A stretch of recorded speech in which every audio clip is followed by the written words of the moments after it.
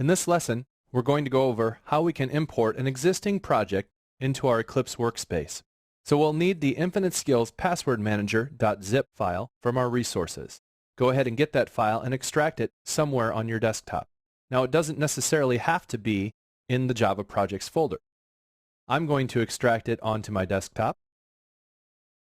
You could directly extract it into your projects folder as well, and we'll see how that would work in just a moment.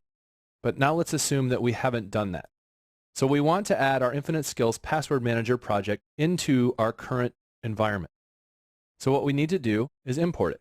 Let's select File, Import, and we'll select an existing project into Workspace. Now that's right under the first tab, which is General, and select Next, and just browse to the root directory of that project, which is going to be on our desktop, essentially the Infinite Skills Password Manager project. And inside of there, there's an Infinite Skills Password Manager with settings, bin, and source. We'll select OK. We'll note the project Infinite Skills Password Manager located on our desktop is selected.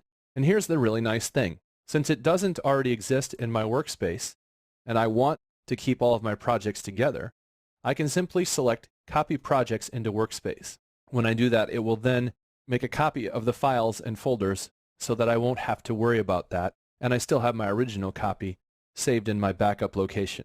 So let's go ahead and select Finish and add that in. And we'll note there's a big exclamation point because there's a problem with the program, which we'll fix in a minute. But right now, let's take a look and note that it is placed into our workspace directory, which is our C Java projects on this machine. You can drill in and see all the different information inside of that project. But we don't need to do that because we can see it all here as well in our Eclipse GUI. Now before we go any further, I do want to show you the other version of delete. We've seen that we've been able to delete before, and we actually removed the project files and folders directly from our project workspace.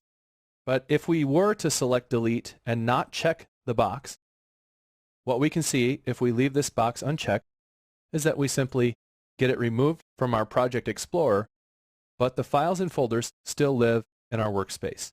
So now, had you extracted directly to this workspace to begin with, or you're in this situation where you've removed a project but you want to add it back in, it's very easy to do. Simply select File, Import, as before, Existing Projects into Workspace. Now this time, we don't want to copy projects into the workspace because it's already in the workspace. And there are no nested projects, and we're not worrying about hiding projects that already exist. So you can see that those are other options that do exist to you. But what we do want to do is actually browse to our project directory now. So this is going to be our official workspace, which on this machine is under C Java Projects. So let's go ahead and select that. And you can see that here we have our Infinite Skills Password Manager, and that's the project we want to import. The root directory has the settings, the bin, and the source. And you can see that it allows us to then import from C Java Projects. Again, we can't copy because it's already there. So make sure that's unchecked if you did that before. And go ahead and select Finish. Now that brings in our project, and we're back to where we were before. But we'll note there are two things going on that still aren't working, and there is a red exclamation point. Originally, this was built on a different machine in a different folder. The reference source for the quick.json jar is in an invalid location. That's why we're seeing this exclamation point. So we need to fix that. In order to do that, we of course need to get our quick.json, and we had stored that somewhere on our machine from before. So let's do that and bring it over. And we may as well place it directly in the Infinite Skills folder.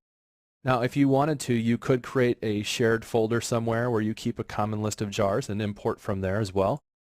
As long as you import it correctly from a valid location, the project should still continue to run as expected.